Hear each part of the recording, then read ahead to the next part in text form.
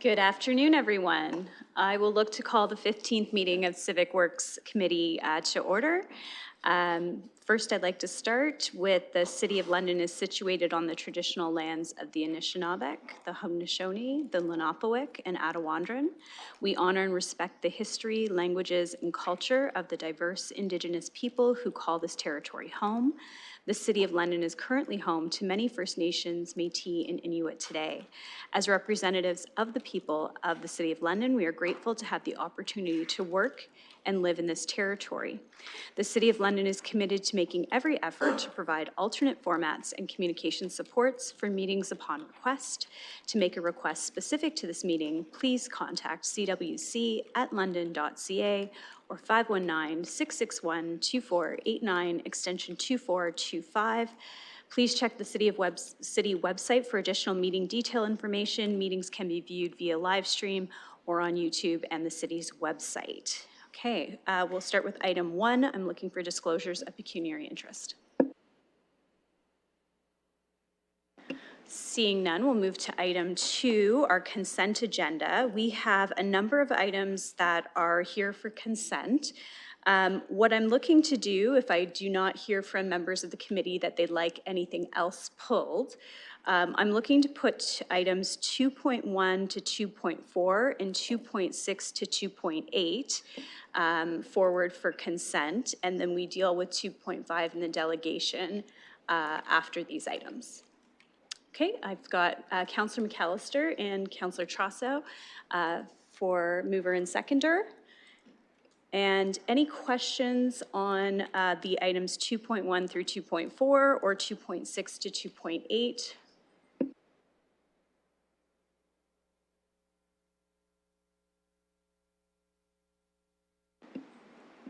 Okay, seeing no questions, I guess I'll open that for voting then on those items.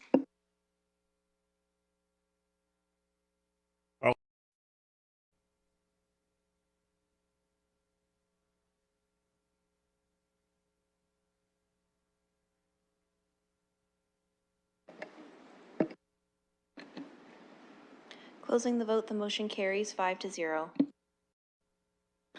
Thank you. We'll look to move to item 2.5, which is the Mobility Master Plan 2050 Mode Share Target. We have a delegation from Arbuckle, from the Integrated Transportation Community Advisory Committee. As you know, as a member of the advisory committee, requesting to speak. They have delegation status already, so we will hear from Mr. Buckle, who is online, I believe. I'll wait to see him come on camera.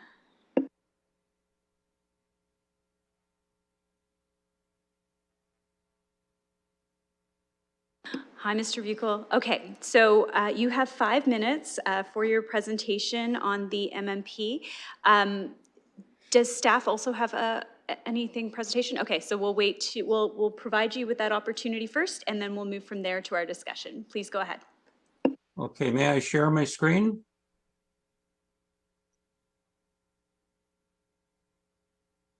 Just a moment.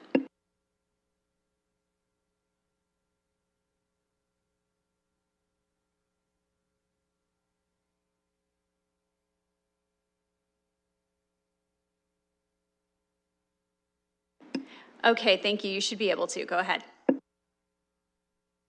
Okay, thank you.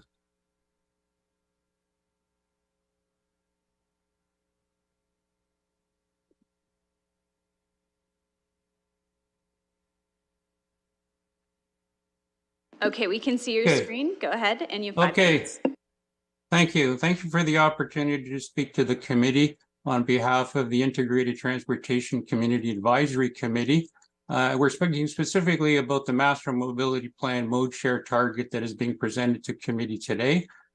We had the opportunity to review the target recommendation late last week, but this has not been presented formally to our committee at any of our regular monthly meetings. So here is the feedback that we have about the proposal. We feel that the proposed mode share target is not sufficiently ambitious, and we do not support the mode share target that is being recommended. We also note that public feedback supports the same conclusion in that, according to the participants in the public survey, 69% of them felt that the target was not ambitious enough. We did have an opportunity to review the July report proposing the options, the mode share target options, and we felt that none of them were sufficiently ambitious. We provided very detailed input and recommendations to that effect at that time. We now see that the current recommendation is being put forward, and we see that our recommendations have not been adequately considered. In particular, some of the deficiencies we see are insufficient analysis. There's limited analysis of current and future travel patterns in the report. There's no analysis of feasibility of mode substitution, such as substituting cycling instead of driving for short trips. There's no analysis of London as a 15-minute city, and there are insufficient references to best practices and research studies relevant to urban mobility. We also feel that the justification for the targets are quite weak. Option 3, which is being recommended, is actually very similar to the existing mode share at other cities. In particular, the mode shares in Ottawa in the year 2011 are very close to the option 3 targets being proposed. The report includes an unsupported claim that achieving the target will require increased densification, but this is not supported by any evidence or analysis that we could see. And there's also seems to be an unsupported assumption that the current mode share cannot easily be changed, again, not supported by any analysis. And finally, there's no evidence that option 3 will meet London's Climate Emergency Action Plan objectives. So we have several recommendations that we would bring to the committee. We are an advisory committee only, so we do not have any power to make decisions on these things. We can simply advise. And what we recommend is that Council should refer this report back to the Master Mobility Plan project team for further study. Council should direct that the MMP project team establish a range of mode share targets, at least one of which will actually support the achievement of London's climate emergency objectives. And finally, Council should direct the MMP project team to consult with the ITCAC MMP subcommittee prior to tabling any future MMP reports to the Civic Works Committee. And that concludes my remarks. This presentation contains a number of supplemental slides following the first two, which are part of the public record and contain some further supporting information. But in the interest of time, I don't have time to review those slides. Thank you. Thank you. Okay, so we've got in front of us the Mobility Master Plan 2050 mode share target. Within the report was contained a recommendation from staff. I'm in the committee's hands as to next steps, but I'm wondering if Councillor McAllister would be willing to take the chair. Thank you, and recognizing that I have the chair. Go ahead. Thank you. I wanted to first start by thanking staff for taking the time to provide the information in front of us on the Master Mobility Plan and the proposed option 3 for the mode share target. I'm wondering if it's possible, first I want to start with, I'm looking to move a referral, and I'm looking to refer this matter to, and perhaps I'm seeking a little bit of direction also from the committee as to whether or not to refer it to SPPC or Q1 2024 at PEC.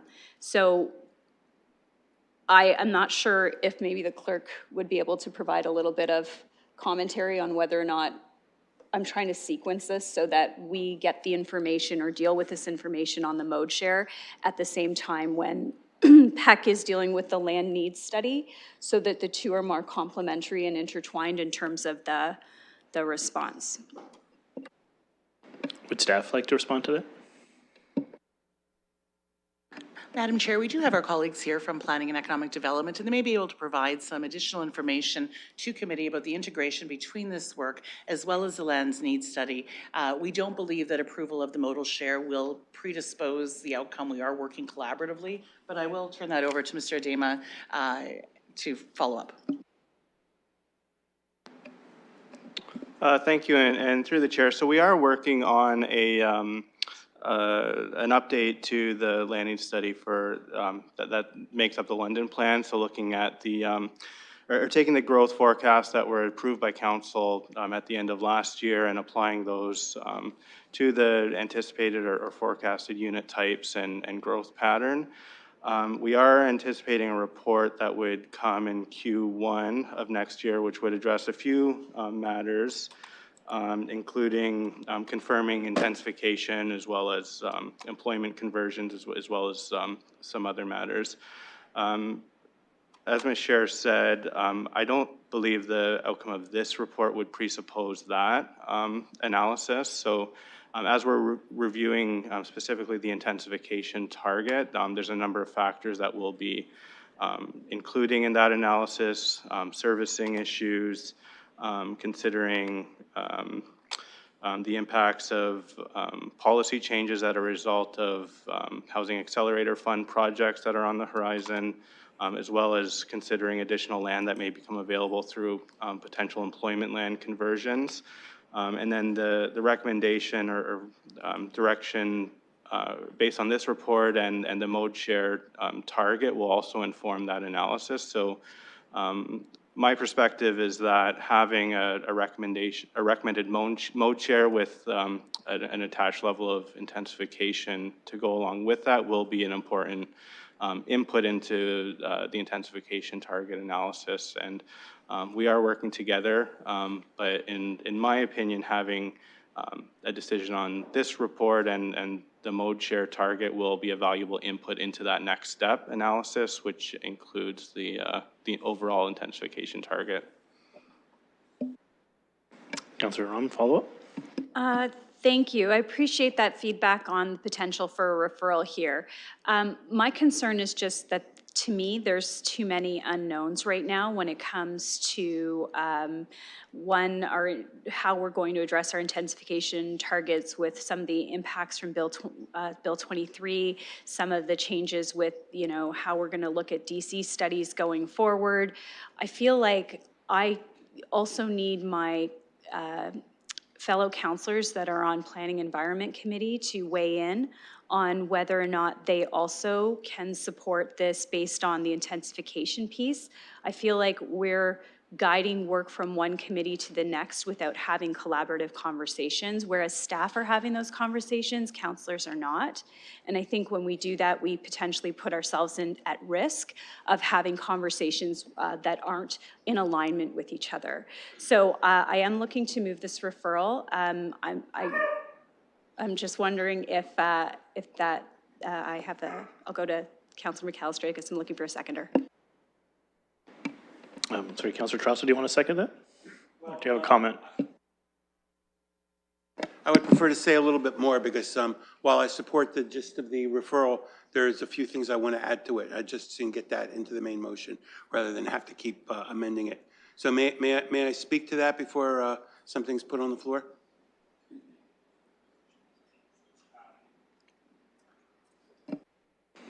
So you could amend the referral if you want to add more to it, but there is a referral on the floor. Okay, I'd like to make a few points. I fully understand the need for the referral, and I'm going to support that. But if we're going to do the referral, let's do it right. And I don't know if this needs to go to the SPPC, but it most certainly does need to go to the PEC. And I think I fully agree with the chair through the chair. I fully agree with the chair. I fully agree with the chair that this needs a little bit more work. I'd like to point out that planning all the way to 2050 could pose some problems, and I'd like to see as part of the referral that something be built in, that it be reviewed every, and I'm not sure whether it's 5 or 10 or 15 years or something like that. I just think passing this and saying, okay, here we are until 2050. And one reason for that is there are going to be at least 2 development charges studies before 2050. And I think we'd be cutting ourselves short if we didn't take advantage of those additional development charge studies. So I would like to see the referral include the recommendations from the advisory committee, which I think are laid out succinctly on that slide, but also that that we write something in there about being able to open it up, being able to get a report back. I'll ask staff whether that should be 5, 10, 15 years, but I'm not comfortable just letting this go till 2050. So I don't know if that's ready to be in the form of a motion yet, but I think there's general agreement here that we would like to see some more work. And I do think that whatever staff comes up with, this is going to last us till 2050. And we've spent a lot of time on this. I want to do it right. I would rather not get this report back Thursday for a Tuesday meeting. I'd rather get a little bit more time. And one way to do that would be to send it to the advisory committee, which I think would be a very prudent thing to do. So that's it for now. Do you want me to try to make a motion, or is this just emerging organically? So it's okay. I'm happy to hand the chair back. I don't know if Councillor Ron was finished. That's why I held on to the chair. If you would like to add language to the referral, now would be the opportunity. If you want to add, like you just laid it out, but if you want to be more succinct in terms of exact language you want in a referral. I'm going to pass it to staff first to see if the language that the councillor suggested is amenable. Thank you, Mr. Deputy Chair. Thank you, Councillor. So mobility master plans are generally reviewed on a periodic basis between now and the long-term planning horizon. Usually it's in around the 5-year mark. It may be a little bit sooner than that. It might be closer to 7. It really depends on the rate of growth within the city. I would remind committee that we are approving a modal split. It is one of many factors that relate to intensification, and intensification conversely is one of many factors that influence our degree of success as we move towards our modal split goals. If there's a desire to refer this back, I would acknowledge that there will be some schedule impacts that obviously the committee, I'm sure, understands. In terms of the refresh period, I don't know that we actually need language in the motion. That is the practice that we have in place currently. If there is to be language to be reflected in the motion, I'd ask that you leave it to be not prescriptive to say a 5-year, but periodically over the course of the next 2.5 decades, that we will absolutely be reviewing this regularly, and that modal split would be updated based on our progress and based on the growth needs of the city at that time. So, sorry, just to add to that, in terms of the comments that the councillor made, would the recommendations from ITAC need to be spelled out, or is that also taken into consideration?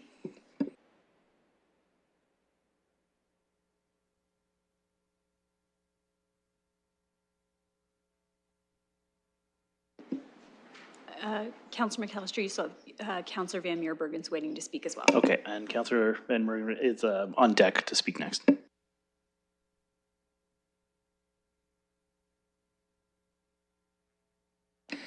If I may, Mr. Deputy Chair, option 3 that is provided actually does align with the climate emergency objectives over the course of both the Climate Emergency Action Plan and the Life Plan of the Mobility Master Plan.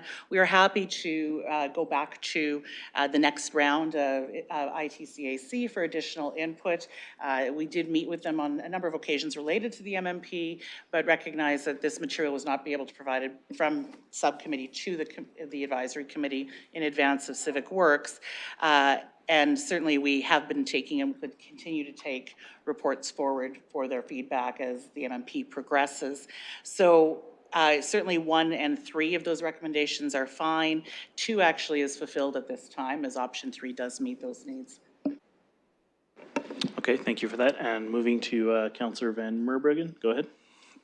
Yeah, thank you, Acting Chair. Further to Councillor Rahman's wish to refer, I'd be happy to second that. And I believe it needs to go to SPPC because I agree with her thinking that we need our fellow councillors to weigh in on this. This is a very important step for the future of London. And the last thing we want to do is back ourselves into a corner where we're planning such a far length of time in terms of our mode share, when the simple fact of the matter is the car and personal vehicles are not going away. In fact, the usage is likely to increase on a percentage basis.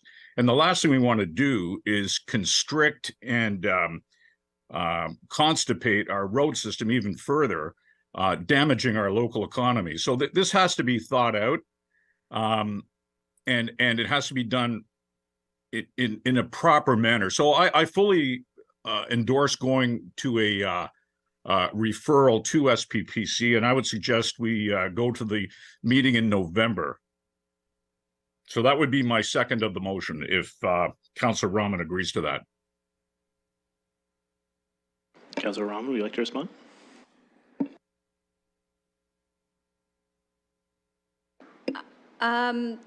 Thank you. Through the chair, may I ask a question just to follow up? Okay, so I heard that there's concern if we move it to Q1 2024, if we align with the land needs study? Madam Chair, there's not necessarily concern. There would be schedule impacts if committee and councillors are okay with that somewhat delaying to Q1. Then we serve at the discretion of council in terms of when you wish to make a decision on these matters. Thank you. Through you. I guess back to you. Sorry, back through the chair. I guess what I'm trying to gather is whether or not information will be in front of Planning and Environment Committee in order for them to weigh in on the intensification targets, so that we have that alignment that I feel that is needed in order to have this conversation, which, as Councillor Van Meerbergen has said so eloquently, is a considerable consideration for our community as we move forward. And so I do feel like it is a broader conversation that involves more council, but I would like to see it happen at the same time when we're talking about our intensification targets. So I'm seeing a thumbs up from Councillor Van Meerbergen about that. So if I could ask through you whether or not that's what kind of delays we're talking about, and whether or not there's a possibility that maybe even that land needs study potentially could be moved up, or that conversation around intensification targets, so that we can have those two conversations in tandem. Through to staff in terms of the timeline. Mr. Deputy Chair, so the time delay would be the same impact as whenever we're able to get to SPPC in coordination with the land needs study. I got a quick nod from my colleague in planning that can't not be accelerated. This would put this project on hold to that time. The impact that probably committee should be aware of is the intent was to make changes to our future budgets as part of likely the 2024 amendment for 2025. We would likely miss that window. That said, we have a lot of projects in the hopper that could still continue to proceed. I would suggest that the motion should then recommend that staff coordinate a response, refer this to a future meeting of SPPC to be aligned with whichever committee cycle it is that we're able to hit for the land use study. And I'm just going to do a quick check with Mr. Adema. Okay. Okay. Did the clerk get the language for that? If we can incorporate that into the motion or the referral? And the only reason I would ask to leave it that to a little bit of flexibility is I don't believe that our colleagues in planning and economic development have determined which cycle they will be at in Q1, but they will be there in Q1. So we would align to that SPPC meeting. Councillor Trosso, go ahead. Yes, through the chair, I'm happy with the flexibility. We don't have to put the dates in. We're coordinating a couple of different things, and I would leave it to staff to best do that. But as I understand how this is developing, we are going to refer this back to the MPP project team for further study, and that it's going to come back to an SPPC meeting to be determined. And we should also direct the project team to consult with the ITCAC subcommittee prior to tabling any further reports. It being noted that staff has indicated that the mode share targets will support the achievement of London's climate emergency objectives. And I think with that, we're moving towards a consensus on what we want to do here. I'm just looking to the clerk for that language to come up so we can all look at that. Thank you.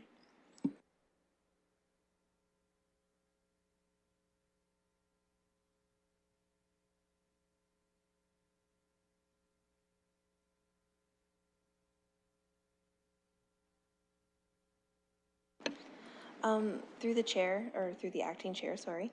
The motion as I have it at the moment is that the Mobility Master Plan 2050 Mode Share Target Report be referred to a future meeting of the SPPC to be aligned with the discussion related to the land use study and intensification. So anything additional I would need repeated, please. I believe Councillor Okay. Trosso had some additions. You had amendments you wanted? Yeah, yes, I just, that the council should also, that something, the project team should consult with the ITCAC MMP subcommittee prior to tabling any future reports. It being noted that staff has indicated that that second bullet is not necessary because they have already indicated that it will support the achievement of London's climate emergency objectives. That doesn't need to be a separate clause. That could just be it being noted that for clarity. And I would move that very roughly, and I'm sure the clerk can fix that. Councillor Van Meerbergen is, Yes, I know, I see his hand. Go ahead, Councillor Van Meerwegen. Okay, thank you, Acting Chair. So my understanding is there's a motion on the floor already, and now there's another motion competing with the other motion. The motion on the floor is what the clerk just read, and now we're adding language to it and having it moved again. And so I would suggest that we deal with the original motion that the clerk read just a couple of minutes ago, and then go from there. So it is an amendment to the referral that is on the floor, and that is in order. Well, then I would suggest that we vote down the so-called amendment and deal with the original referral. Thank you.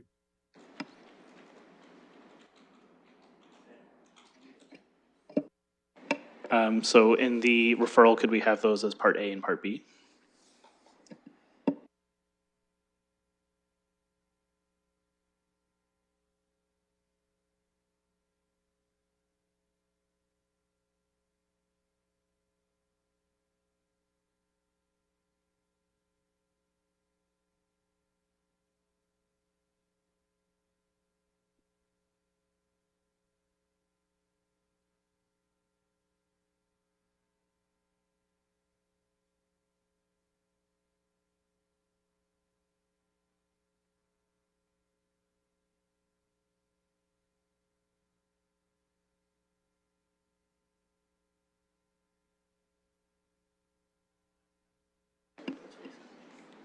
Councillor McAllister.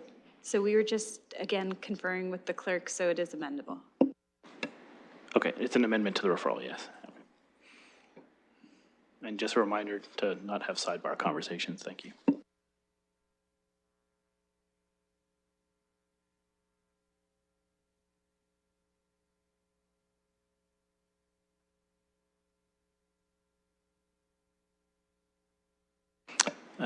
Go ahead, Councillor Van Meerwegen. Thank you, Acting Chair. So just to clarify, we will vote on this proposed amendment first and then vote on the main motion after. Yes. Okay.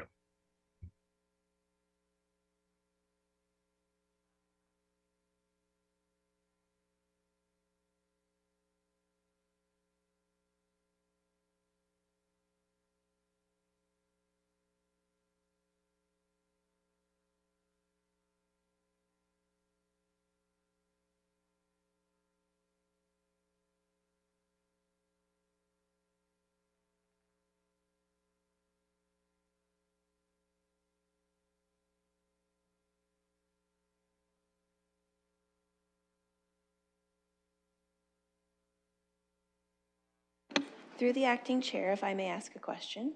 The amendment to the referral that we're voting on, I believe Councillor Trosso is the mover. Do we have a seconder for that? Yeah, I'll second it.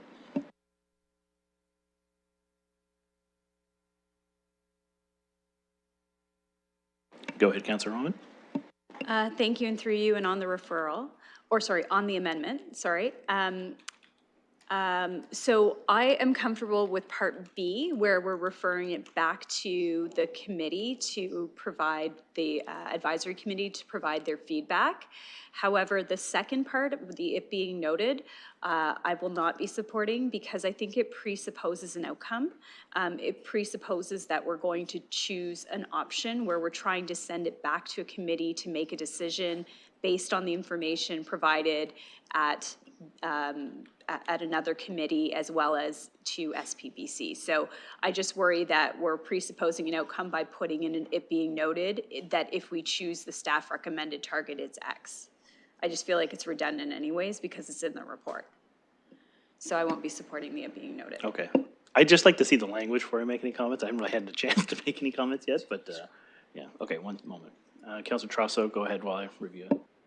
Yeah, and if that's the case, the only reason I pulled it out as it being noted and not as a separate recommendation, because that's what I thought I heard the discussion, was it could be in as a separate recommendation, because I think it's still an important recommendation, whether it's in the report or not. So maybe that would be a part C if you'd be more comfortable with that.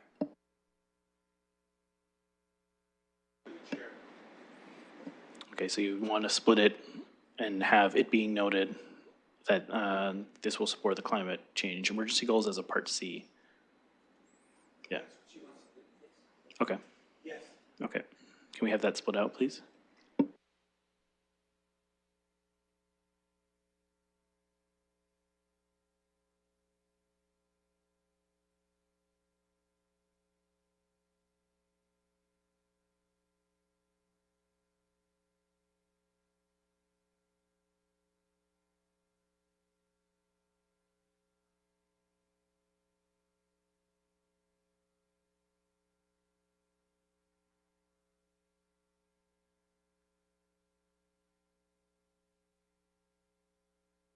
I believe, through the acting chair, I believe I've posted the amended wording to have a B and a C. If there's any wording changes needed, please let me know. Okay, I see it broken out. Any comment in terms of how it's worded right now with B and C?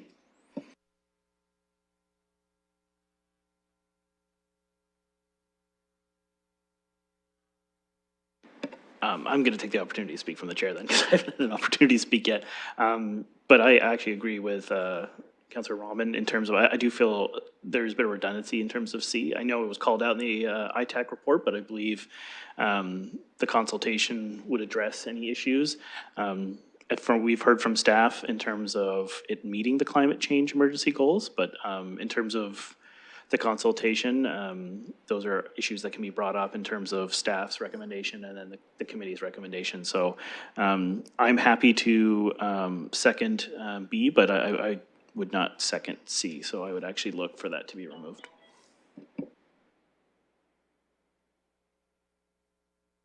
To staff? Thank you, Mr. Deputy Chair. What we might recommend that may provide some clarity to committee, this report is a bit shorter than the one you saw earlier this year because that had a lot more of this comprehensive information that both ITCAC and I think the discussion on the horseshoe is perhaps getting at. If you wish, what we could do in lieu of C is staff be directed to note clearly how any options that are recommended support the accomplishment of the Climate Emergency Action Plan goals. Okay, I'd be amenable to that.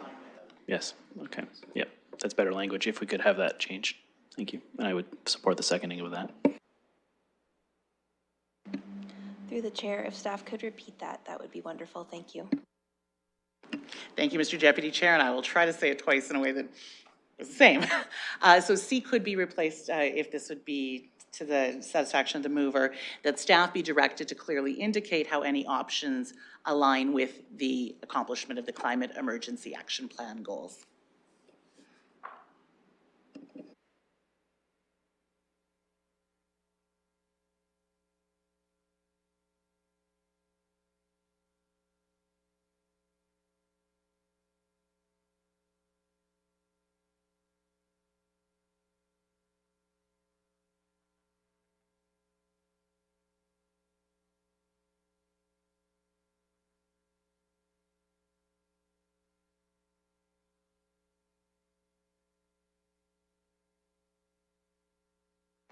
That new wording's been posted. If I may, Mr. Deputy Chair, staff be directed to clearly indicate how any versus many options align with the climate emergency action plan goals. And hopefully that will resolve the concern that we are presupposing an outcome, but provide the committee when it goes to SPPC with clarity around alignment between any options that are contained in the report as well as the staff recommendation in terms of that alignment with the approved CEAP. Okay, I don't have anyone currently on the speakers list. Looking to any of the visiting councilors that they want to comment. If not, we can open that for voting.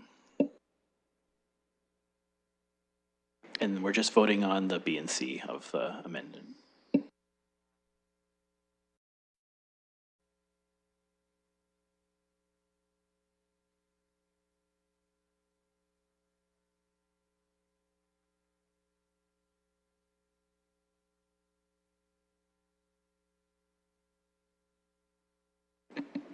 Closing the vote, the motion carries 4-1.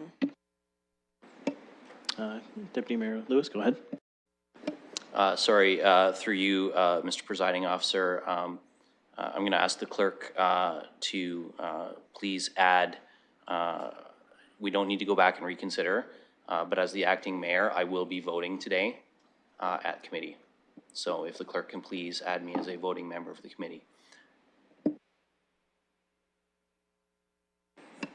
And on that note, I'm going to pass the chair back to Councillor Rom. Thank you, and thank you for taking that part of the meeting and allowing me to present that motion. Sorry, but we have to deal with the amendment, and we have to deal with Yes. the acting mayor. Yes, So okay. we'll just deal with that 1 second. I'm still got the chair then. Sorry.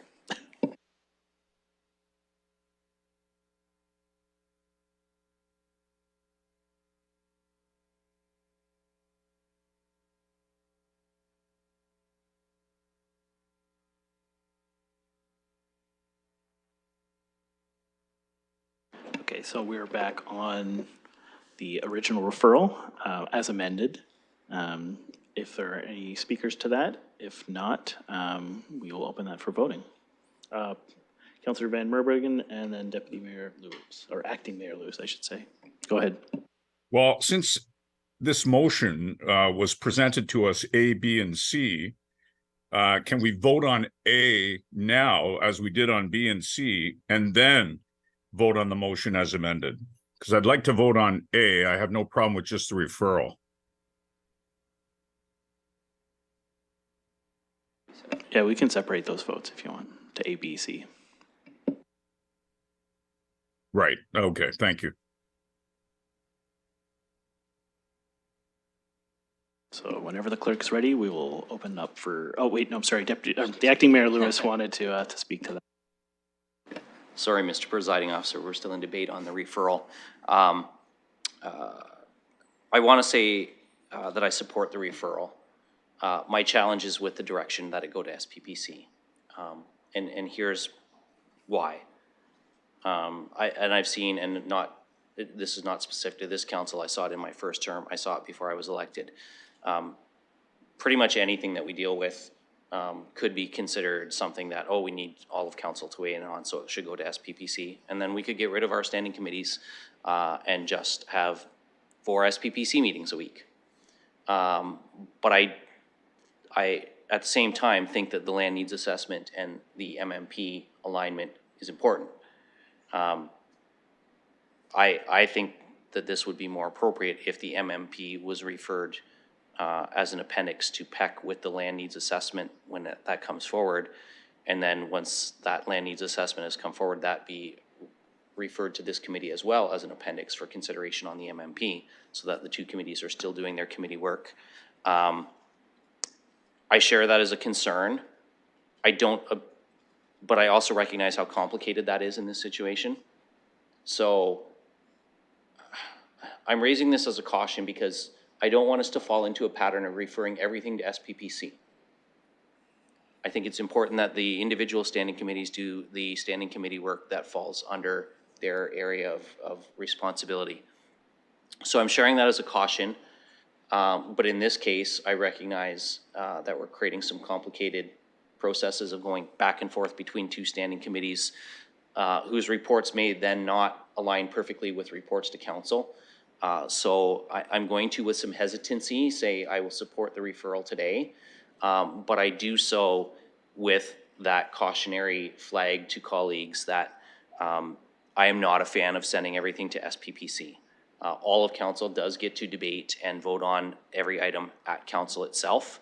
So there is an opportunity for everybody to weigh in. There's an opportunity, whether you're a voting member as the guest acting mayor or whether you're a guest councillor, there's also the opportunity to attend standing committees and speak and work with standing committee members to potentially bring forward referral language that you can't present yourself, but that you can ask a member of the committee to present for you, or amendment language to the same effect. So I just wanted to raise that because we've jumped through a few complicated procedural hoops here to get a referral on the table, which I support the spirit of. I just don't love how we got to it. But I will support it because I do think that the alignment of the land needs assessment and the MMP is a valuable consideration. Okay, thank you. Appreciate the caution. Any other comments on the referral? And we will vote on these A, B, and C. If I don't see any others, we will open them in order to A, B, and C. I'll leave it up to the clerk when she's ready.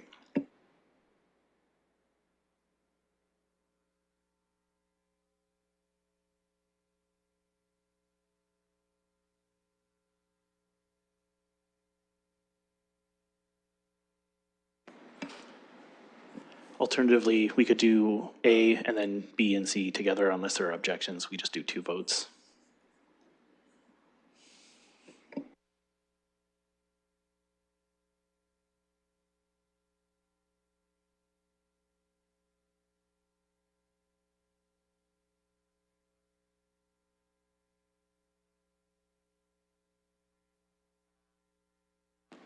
We're just trying to add the acting mayor, sorry.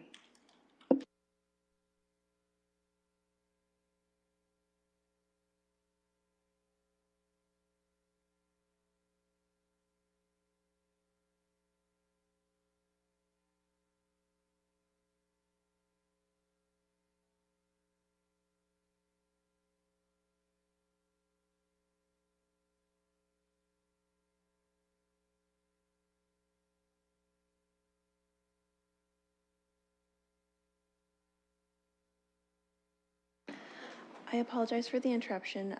Deputy Mayor Lewis, if you can just vote verbally every time, I will fix it in post. Thank you.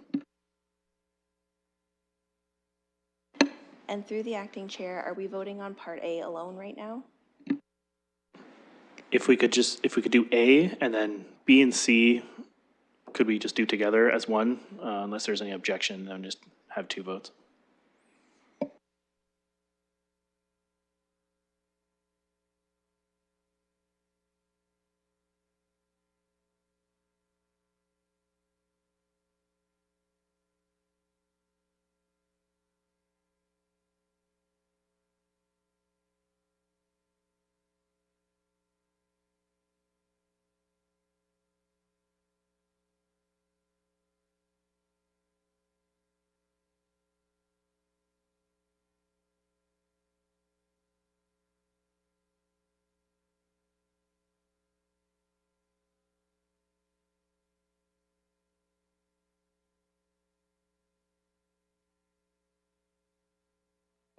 Through the acting chair, I apologize.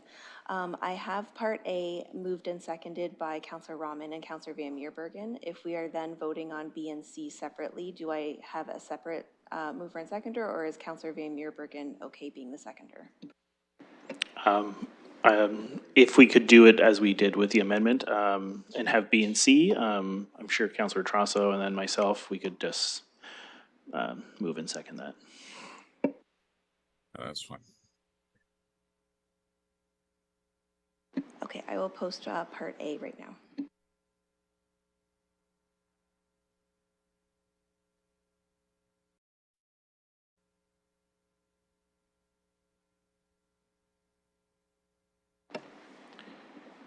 I will vote yay. Closing the vote, the motion carries 6-0.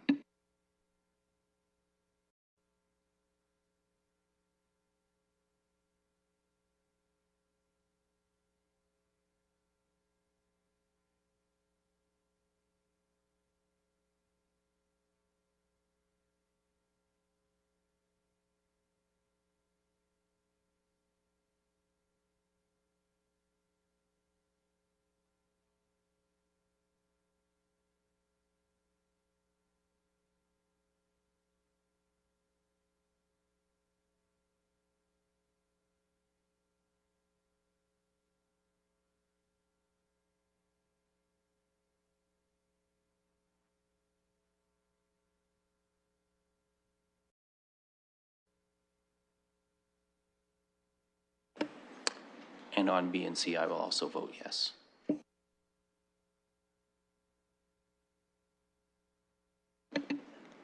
Closing the vote, the motion carries 5-1. Okay, that concludes that item. Now I will hand the chair back over. Thank you so much, Councillor McAllister. I appreciate that. Okay, we'll move on to item 3, scheduled items. So this is item 3.1, which is not to be heard before 12:05, so we succeeded that. We've got Ms. Ruth and Mr. Collier, as well as Ms. Poleshny joining us from London Transit Commission. This is regarding the London Transit 2022 annual report. We have received correspondence from Ms. Ruth about this matter as well, and it's in your package, but I do want to give you, LTC, the opportunity, if they'd like to provide some initial comment, that is open to you as well to do, and if so, you can join us right here at this podium. Thank you so much.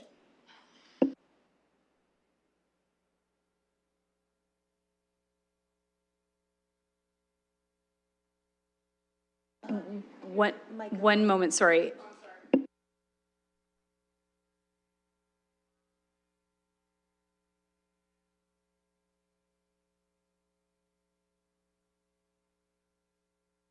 So thank you. Yes, you can use the mic and you'll have 5 minutes.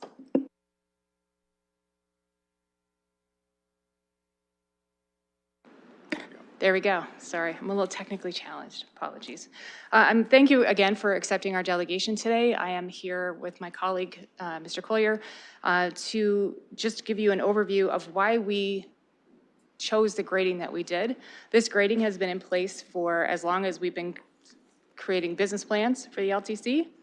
This is an overall scorecard of all of our services. It's not just specialized, it's not just conventional, it's all of the services that we provide. Our grading of satisfactory, I understand, was not something that was well received, but I wanted to explain why we come to that conclusion. 2022 was, again, another year of the pandemic, which forced us to pivot away from our business plan and provide the best service that we possibly could. 365 days of the year, we were on the road, both specialized and conventional. We had supply issues, we had a tire shortage, we had a filter shortage, we had a transmission fluid shortage where we had to actually hire a chemist to create transmission fluid for us.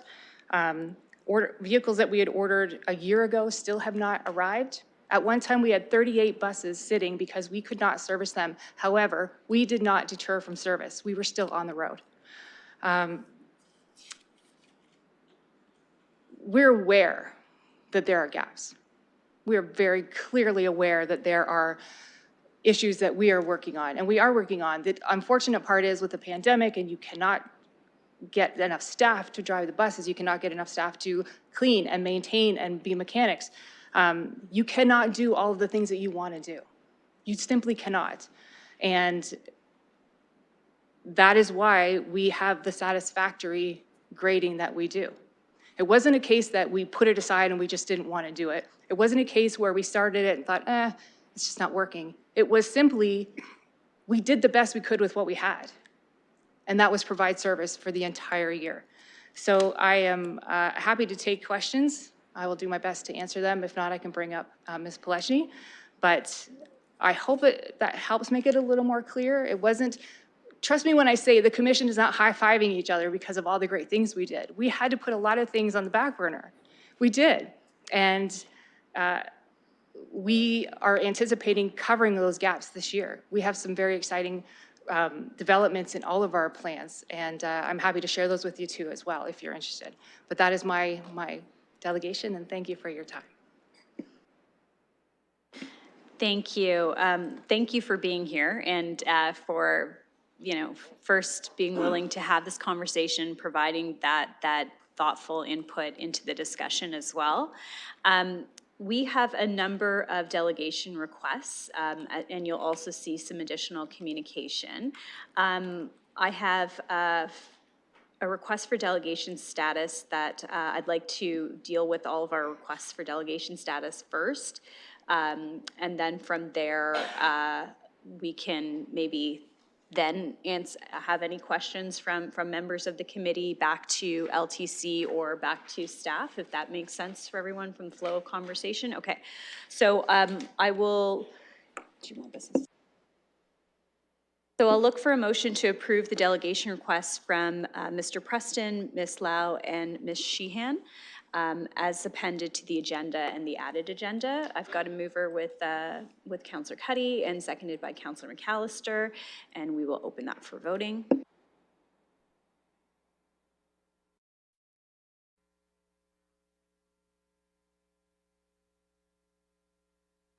And I will vote yes.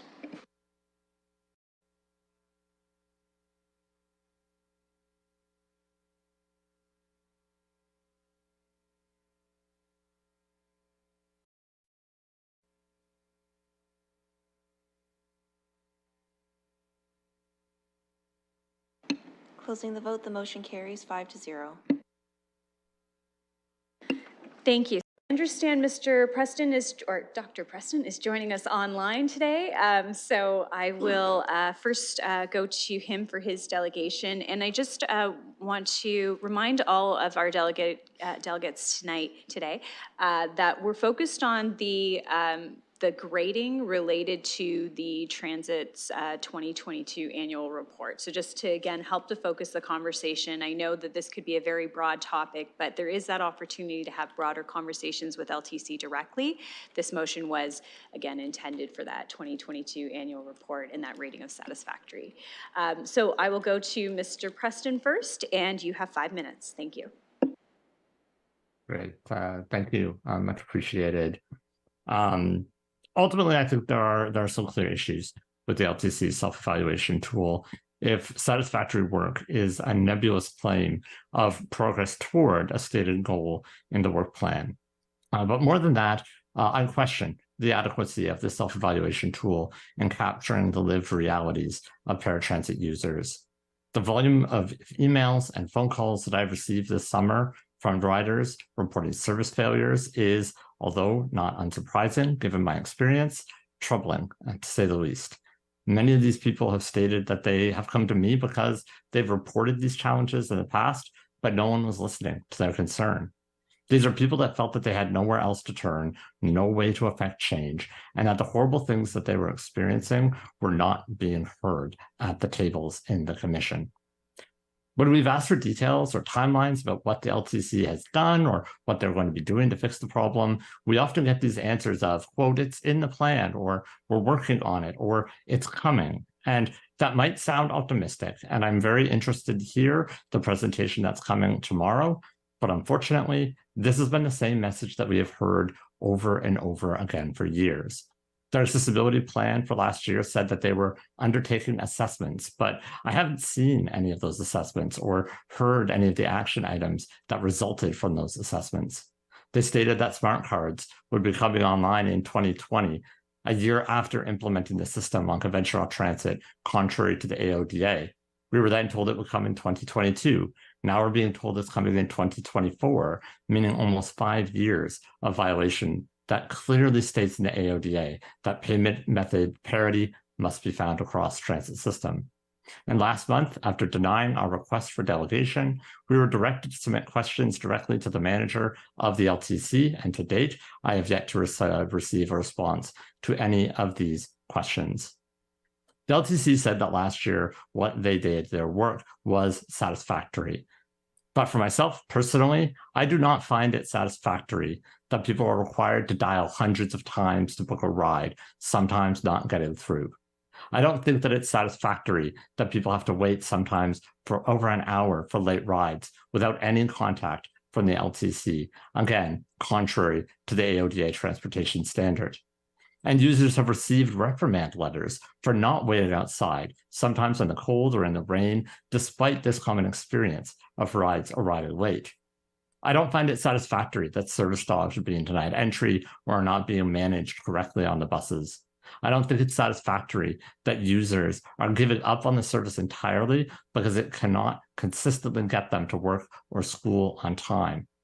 I don't think it's satisfactory that documents are being shared in inaccessible formats on the LTC website. I don't think that it's satisfactory that a report was submitted claiming to be fully compliant with the AODA when the LTC is clearly not. Given these enormous challenges, how can the Commission state that they do not need, quote, significant focus directed at the initiatives under the objective? That's the definition in their own evaluation tool. Significant focus is needed. But more than that, I wonder if the Commission has revealed themselves to be either unaware or to misunderstand their obligations under the AODA, if in their own self-evaluation of their compliance with the standard they were wrong, then what level of confidence can we have in this self-evaluation? I think that it's important for City Hall to continue to ask questions and to get some answers to some of these very serious questions. Because ultimately, at the end of the day, yes, the pandemic slowed us down. Yes, there were significant challenges. But the reality is the things that people are experiencing on paratransit were not new in 2022. They were not new in 2021. These are issues that have existed for years, well before the pandemic. And it's about time that the Commission puts a serious focus, significant focus on these initiatives to finally fix successful transit in the city. Thank you. Thank you. I will look to go to our next delegation. We have a delegation request from Ms. Lau.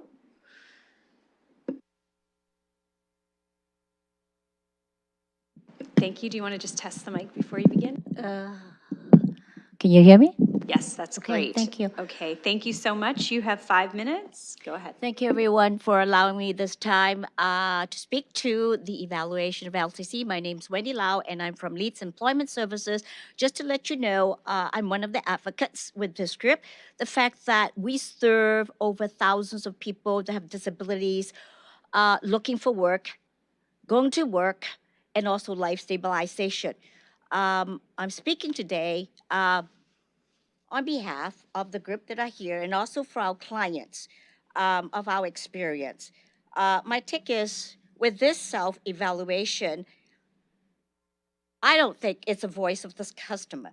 First of all, I think Jeff had noted that the sampling is not inclusive, where our evidence have shown us since June, since February, of all the letters and testimonium coming from the riders, their families, the associations, organizations that work with the population who need paratransit, of their lack of services, but the lack of services and accessibility to the paratransits. As noted, these letters and testimonials are continuously coming in to us. So when I look at this, that is the voice of the customers. It's telling you exactly what they have experienced. The problems we are seeing, as Jeff noted, continue with the booking system. There's no online, no smart card access, customer service where there's no response. And when there's no mechanism to call when buses are 30 minutes plus late. That's also issues that are in violation of the AODA legislation. The plan to install the smart card started in 2016. There's nothing to do with the pandemic. We understand and we are reasonable. The plan now is to look at 2024 pandemic, but are we confident? Historical performance from LTC are not often materialized or actually not materialized in a reasonable time. So what I'm asking LTC is to really focus on immediate support and action to the riders and to the public, where we really depend on healthcare, on the care of life care, because at this point, you know, globally, there are very high needs. Thank you. Thank you. I will look to go to our final delegation, Ms. Sheehan, and you have 5 minutes. Thank you. Do you want to test the mic, sorry, first before you? Test, test, 1, 2, 3, 1, 2, 3. Thank you so much. Okay, and you have 5 minutes.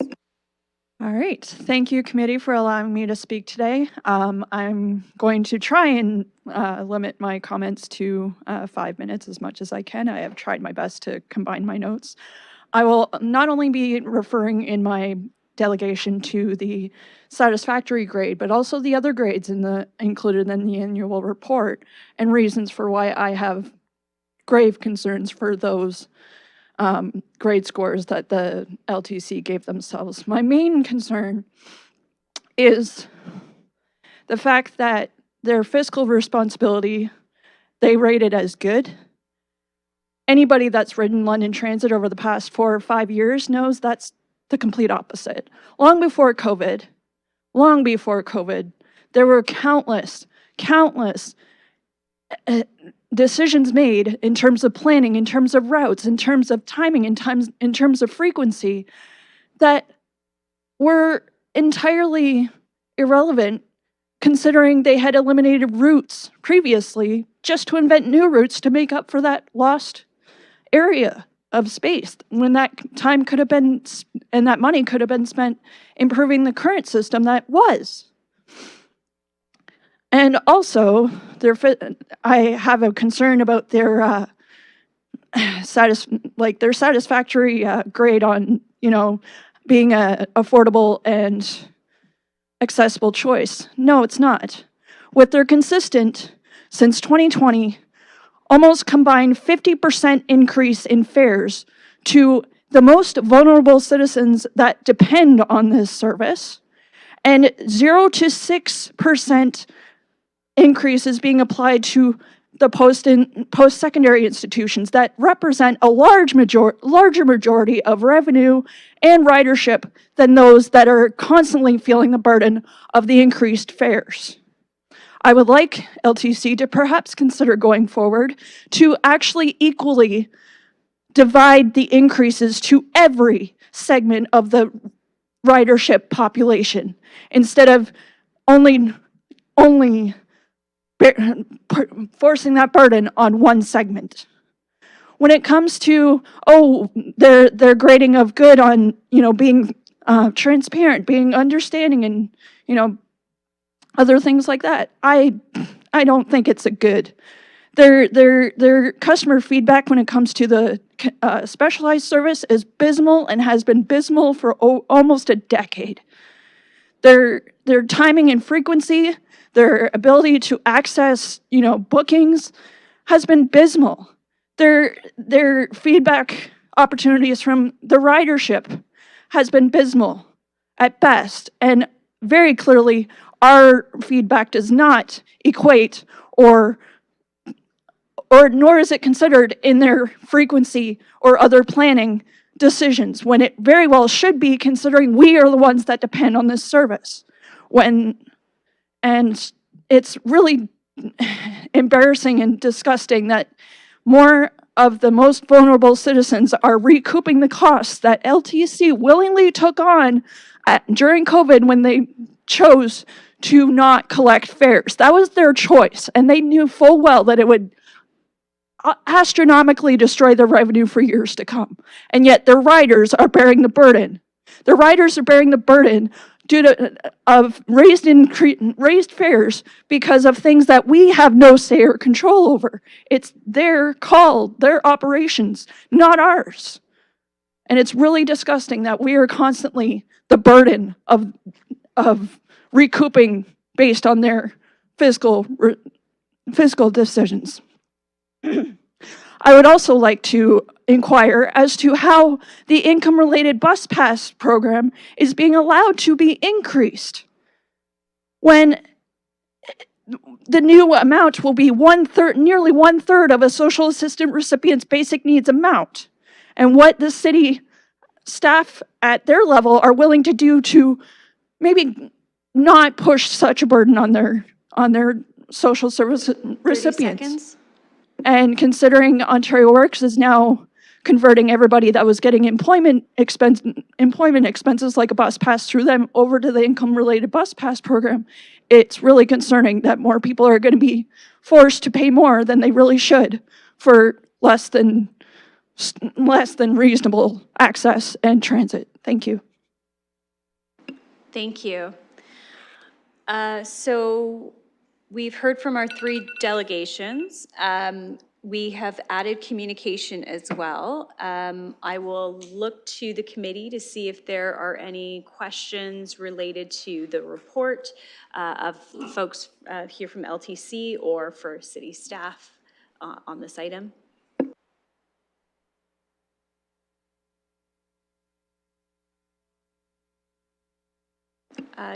I have Councillor Cuddy, and I realize also that Councillor McAllister, you did provide a motion ahead of time, but I'll go to Councillor Cuddy and then to Councillor McAllister. If you prefer, Chair, I'll let Councillor McAllister put his motion on the floor first. Councillor, are you ready to do that? Go ahead. Thank you, and through the chair. And I do want to obviously leave an opportunity for committee members to ask questions, but in terms of offering some direction, I wanted to kind of frame around the future planning that will go into this. So my motion is to the London Transit Commission be requested to review and refine the grading criteria for the 2023 annual report, with particular focus being given to service delivery standards and alignment with the City of London strategic plan as it relates to public transit. And I'll just take this opportunity to speak to it as I have the floor right now. Just one moment, I'll look for a seconder. Oh, yes. Councillor Cuddy, thank you. Go ahead. And I do understand that we're obviously inquiring about the 2022 report. A lot of the issues that were raised today are not new to any of us.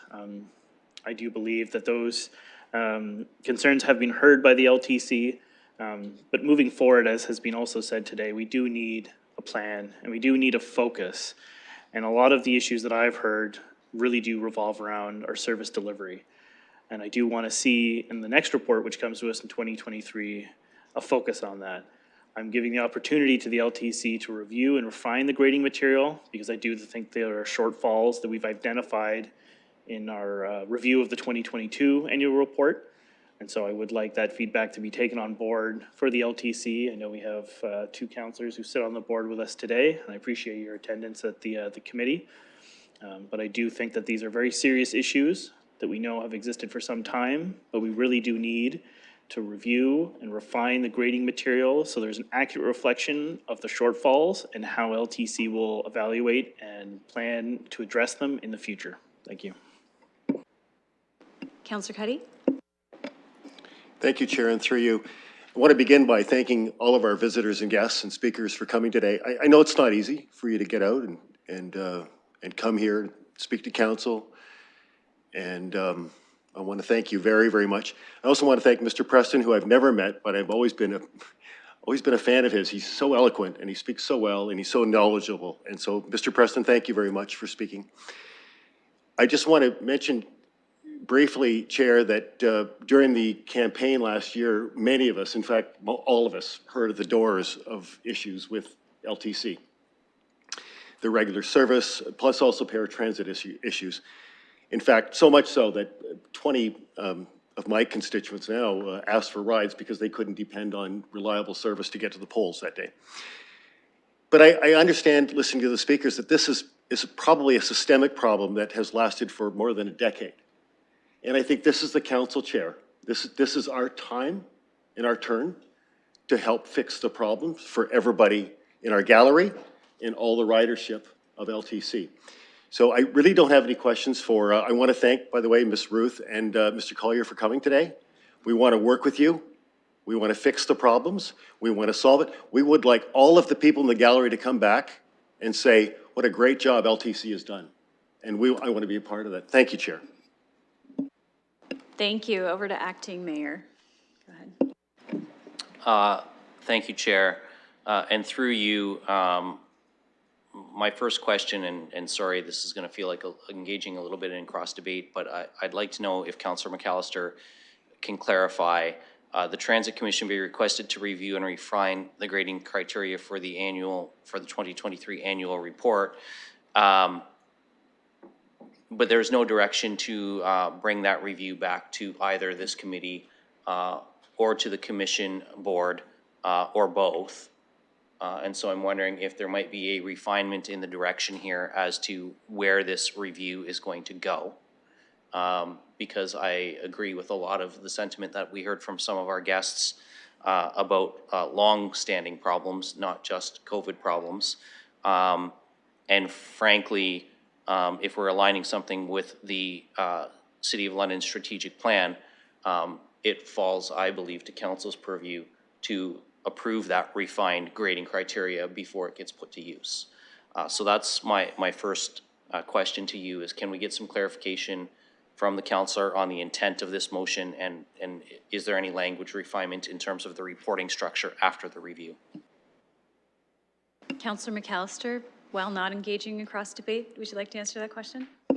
Yes, and through the chair, I appreciate the feedback. I'm very open to refining this, and I agree with the acting mayor's statements. I would be happy to have the language amended to reflect this coming back to both the board and to Civic Works once it is ready.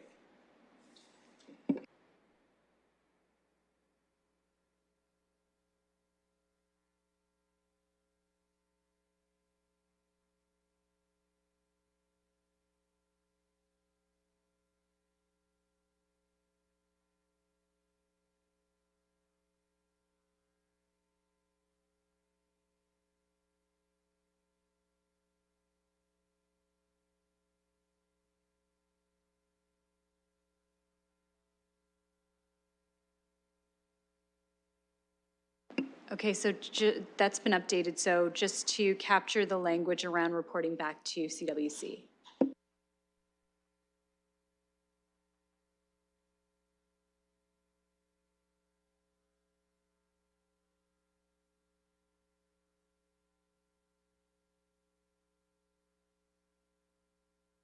Acting Mayor Lewis? Okay, so just to continue on that, and that looks good to me. I think that captures and addresses the concern I had. Because I will say, I appreciate the spirit of this being, let's move forward. I still disagree with some of the self-evaluation in the 2022 report, but I'm more interested in how we address this moving forward. And I think that this is a good first step.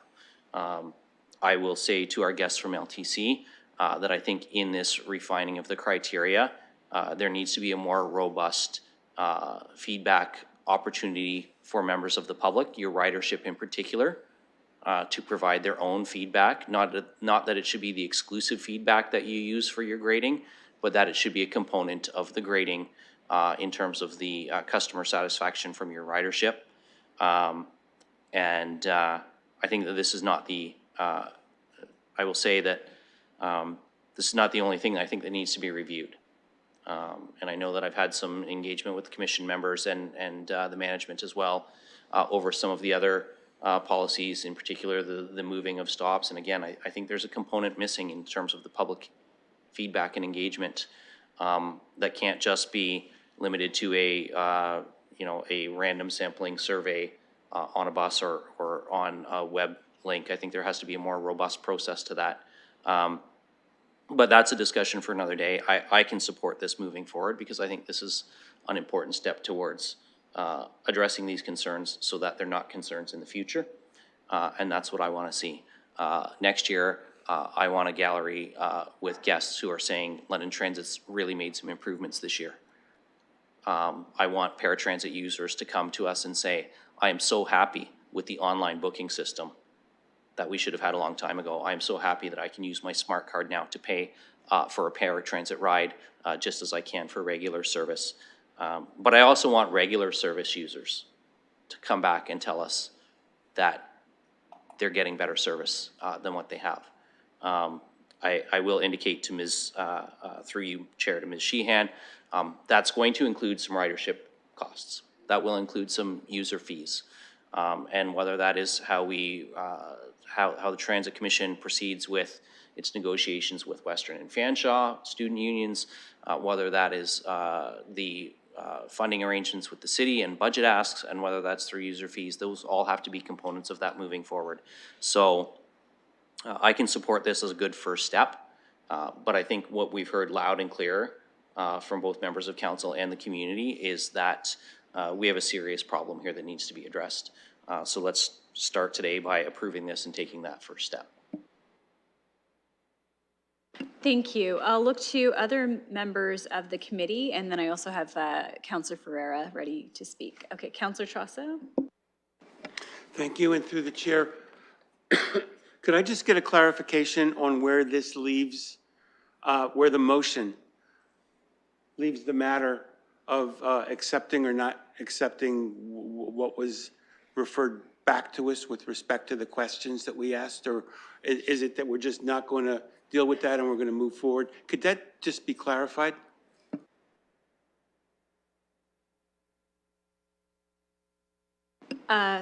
Thank you. Are you looking for me to answer that, or are you looking for the mover to answer that?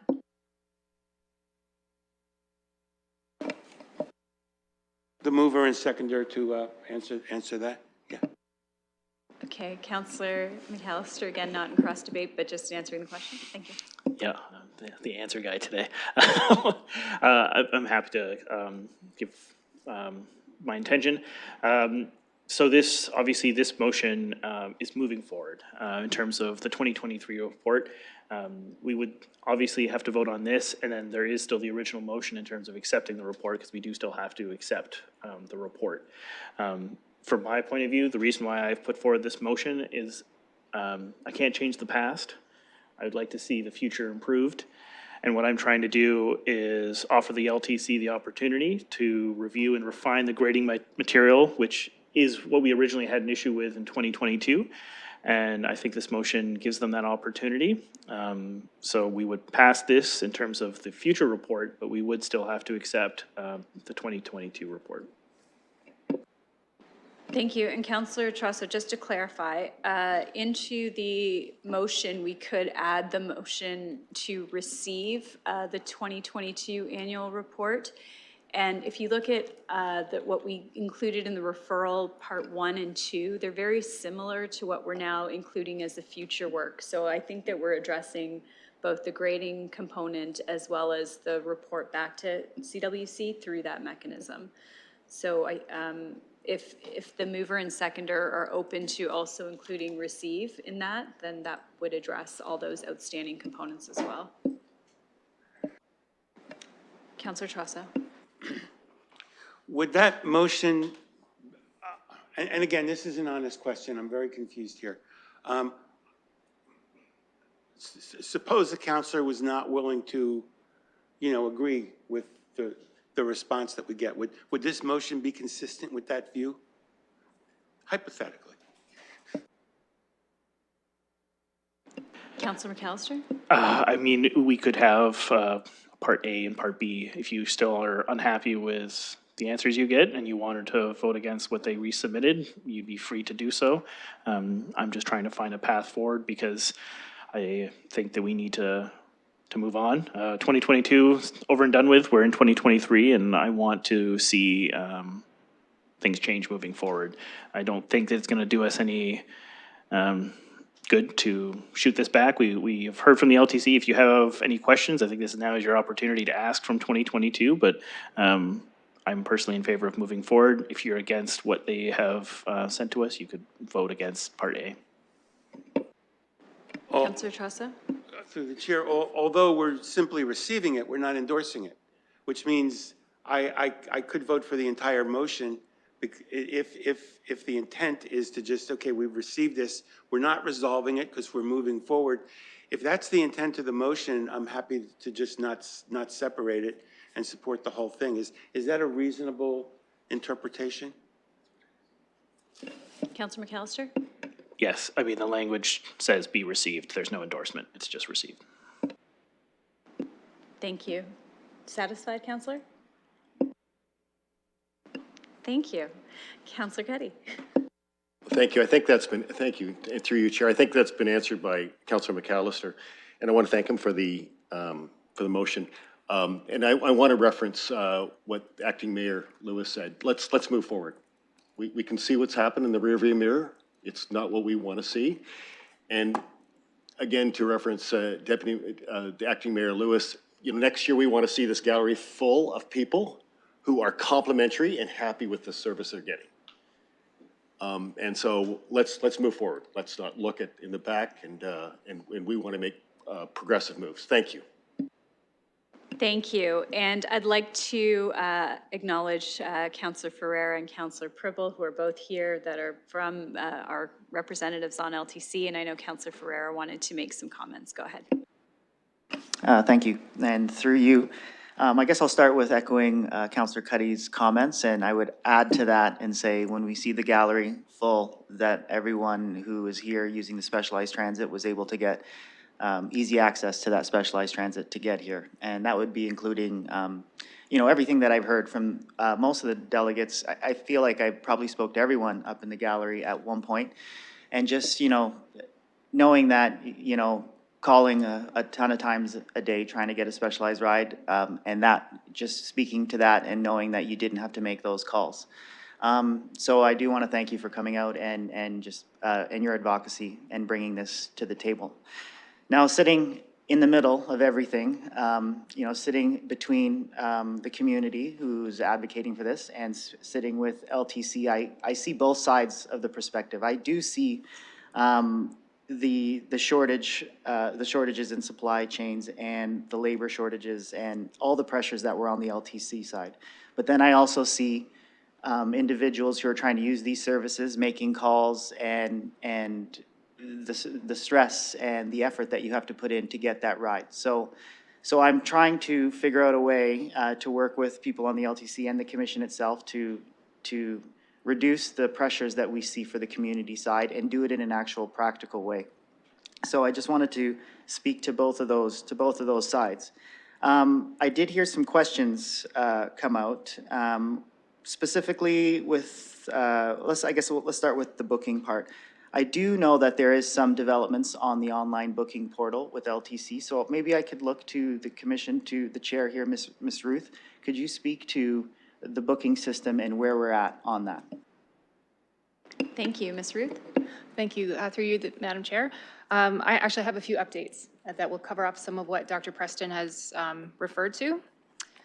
The portable readers, the smart card readers for paratransit, will be in place in the first quarter in 2024.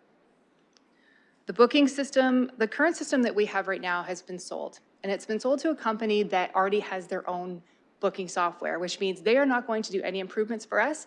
They'll maintain the system, but they will not add the things that we need. So we are right now assessing our options. We will be replacing that software.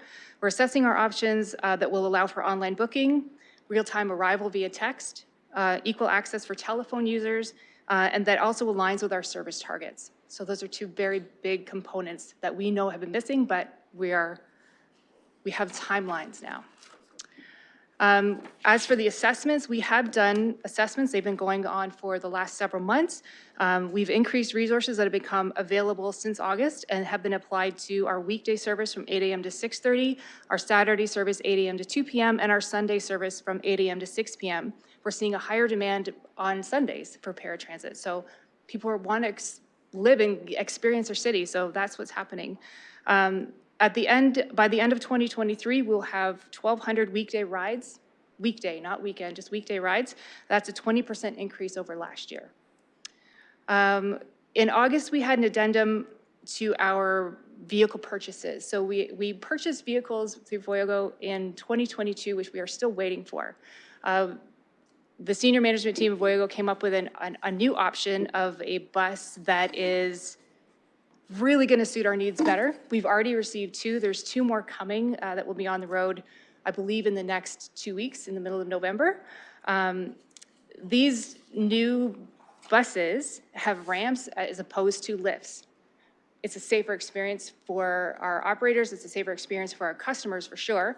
And the vehicle itself means you do not need to have specialized licensing for this. So we have a bigger pool of people to choose from to operate these vehicles. These are all really great options. 38 vehicles plus 2 additional right now on the road. There's 6 more coming that we're expecting. These new vehicles will cover the growth hours that we were not able to do in 2021 and 2022. We have another I just took a bunch of notes. We have another onboarding of operators coming in November as well, and that will be the rest for this year, and then we'll be recruiting again in the new year. I'm happy to send all of the CWC, as well as any commissioner or any councillor, the staff reports that outline all of these changes that are coming within the first quarter, some that have already happened now. Right now, our ridership has exceeded on paratransit from 2022. We're already exceeding that number, as well as our conventional service. Like I said earlier, it's not perfect. It's not. And we've never claimed it to be. We are working diligently. We hear the people, we hear their comments. I certainly can't answer anything specifically into any one person's complaint because I don't have the backstory, but I think it's really important for everyone who uses transit to know that we do care about our customers. We do. The voice of the customer, that's the survey that we use. It's a third-party survey service that reaches a wide swath of people, but pre-pandemic, we also met in the community. Whenever we were doing new routes, whenever we had new changes coming, there was open sessions at multiple locations in the city. So there are opportunities, or there were pre-pandemic opportunities for people to connect with us. That's not to say that people cannot connect with us now. They certainly can. And just to respond to Ms. Sheehan's comment about increases, that 50% is not accurate. We've had one increase in 14 years. Our second increase is coming in January. So 2 fare increases in 18 years is not a lot. It's really not when compared to other properties. The free fare, due to the pandemic, we had to find a way to get people on transit but still make it safe. So we had people boarding at the back. We couldn't collect fares at the back of the bus. There's reasons for why we did what we did. And as far as the income-related bus pass, that doesn't really come under our purview. That's a city initiative that I'm very thankful for, but the choice of one department moving that responsibility to another has nothing to do with London Transit. So just to be clear, just so Mel knows that it's not something that we've decided on. I think that covers off most things. David, thank you for that opportunity. Thank you, Councillor. Thank you, and through you again. Thank you for answering those questions. I know you, I didn't tell you beforehand I was going to ask that, but I figured you probably have the answer right off the top of your head. So basically, yes, I heard some messages also in the delegation that we've heard the same message for years, and I know, but for me, for the other councillor on the board or on the commission, and for commissioners that I've spoke to, I believe that we are focused on this and we want to make a significant change. You can see it already. You can already see the movement that we've had on it. You can see with our new commissioners that we have coming to the board. I am very excited to have those new commissioners in the next meeting, and we will make some real good pushes to actually mitigate and make some significant change for everybody who's been asking for the specialized transit service to be able to just meet the demand. I don't want to have anybody making calls, 100 calls, 200 calls, waiting for hours to get their ride anymore. So I would love to see in a year or a couple of years, or however long it takes, to have this gallery full of specialized transit riders saying that they were able to get here with ease. So those are the comments that I did want to make. Oh, I should go actually a little bit more. One more thing. The moving forward piece. We are going to be getting a significant budget ask from the LTC coming up. So there is a part of council's role that we have to start considering to make some of these changes work. So you need to keep that in the back of your mind as well, because it is not just LTC. There's a significant effort on our side too that we're going to have to do. So once those budget talks come, we are going to have to start considering all of these aspects. We're going to have to be considering the people who need these rides. And I am telling you right now, considering everything that we've gone through, especially during the pandemic and the way the LTC has been able to make it through, that is going to come to the table too. So this is not just the LTC or the commission. It's not just the riders who are in the gallery. It's us too. We all are going to have a stake, and we're going to have to make some big decisions coming up. So I guess I'll leave it there. Thank you. Next, I have Councillor Purple. Thank you, through the chair. I would like to thank for the update to the chair of the commission. I would also like to add one more, that based on her suggestion and recommendation, there is an additional, actually 2 people, but 1 person at the commission who will be representing the group or everyone who is using the specialized services. So I just want to add to that. Thank you to the entire committee, all the members, because I totally agree with all of you that instead of us now going back to the drawing board and start inefficiently using our time to 2022, we are looking into the future. I'm really happy about that. I'm really happy with the motion because I love to see the strategic plan in there. The reason for it is because, as you all know, we did introduce that additional step, which is implementation plan. And I hope that LTC is gonna look into the implementation plan, combine it with the working plan that LTC has, and to really define it to the tactics, plan of actions, deadlines, responsibilities, and this. And I believe there's going to be a much better way to do it than to do it by grading system. As you know, the grading system, it's very broad, it's very subjective, and I think that LTC implements the strategic plan very similar or identical to the City Hall in terms of the implementation plan. Will be on the right track, and we will be able to answer the questions to any users, to any committee, to any councils, because it's going to be much more accurate and much more specific. So thank you to the committee. Very much looking forward to it, to the council and being approved as well. And let's move forward. And as was said here many times, we know we got to be better, and we will be better, and we are going to strive towards those high goals that we set for ourselves. Thank you very much. Thank you. Okay, I believe we've heard from all members of the committee as well as our visiting counselors, except for Councillor Hilliard, but I'm not sure if he hasn't indicated he'd like to speak on this matter.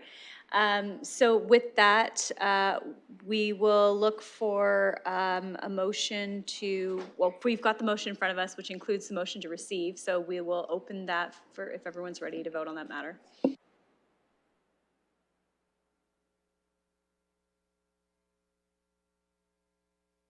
I will vote yes. Closing the vote, the motion carries 5-0.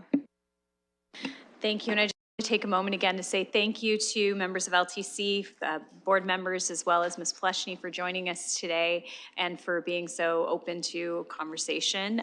Thank you to those that joined us today in the gallery. I think that we have a path forward, and I think it's very encouraging to hear how things are already moving along at LTC. So thank you for that willingness to share that information. Okay, we are moving on. Oh yeah, we dealt with the whole item together. Okay, so we are moving on. We have no items for direction. We're moving on to item 5, which is our deferred matters list. You'll see that there are 2 items on that list. They're here to be received. You'll notice that one was from 2017 and one was 2022. The first item was the garbage and recycling collection and next steps, which was requested in 2017 and is expected for Q3 2023. The second item was the updates to the 60% waste diversion action plan, including the green bin program. That was November 2020 and is expected for Q4 in 2023. So that's in front of us to be received. Councillor Trosso. Through the chair, could either of these two items be updated? Mr. Stanford, do you want to speak to either of them? Thank you, Chair. And through the chair, the two items, they were actually much longer at one time. These are the remaining parts. Both these items actually will be Q1 2024, and they will actually come together in the same report. These are just sort of remaining items that need to be brought back to this committee's attention. Thank you. Thank you. So these are just the remaining items. Councillor Trosso? Yes, thank you. Through the chair, could that be made explicit in this item, just to adjust the dates?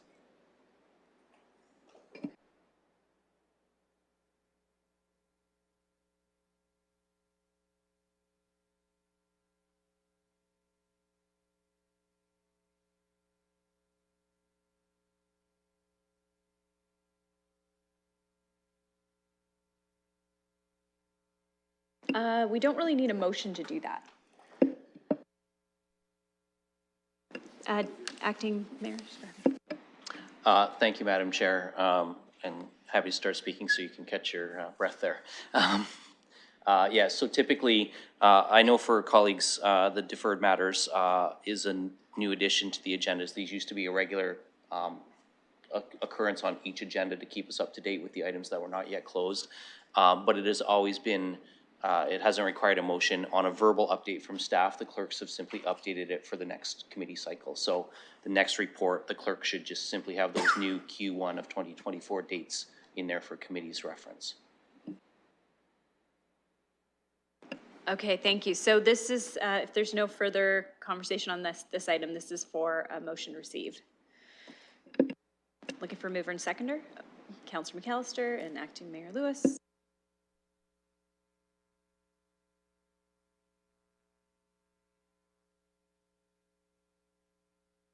And that's open for voting. And I will vote yes.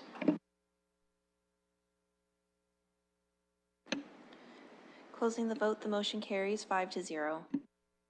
Thank you. We're on to item 5.2, which is added the 11th report of the Integrated Transportation Community Advisory Committee, and that included the delegation for the Mobility Master Plan that is for to be received. Looking for a mover and a seconder. Councillor McAllister, seconded by Councillor Trosso.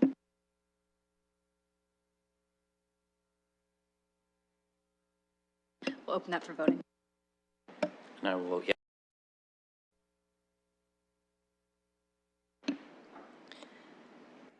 Closing the vote, the motion carries 5-0. Acting Mayor, go ahead. Chair, I'm just going to advise committee. I know that the last item on the agenda is a confidential matter. I'm going to be excusing myself a little early for another meeting. I'll let committee deal with that as it sees fit. But before I go, I wanted to take the opportunity to say to all the members of the committee, happy year one, because today marks 1 year from election day last year. So congratulations, everybody. You've survived 365 days of being an elected official. Thank you. Okay, thank you. With that, we'll move to item 6, which is our confidential matter. This is a personnel matter with identifiable individuals, a matter pertaining to identifiable individuals with respect to the 2024 Mayor's New Year's Honors List environment category. I'll look for a mover and a seconder for us to move in camera. Councillor Cuddy? Thank you. Seconded by me. Can I second it? And we'll open that for voting, and then we'll move in camera.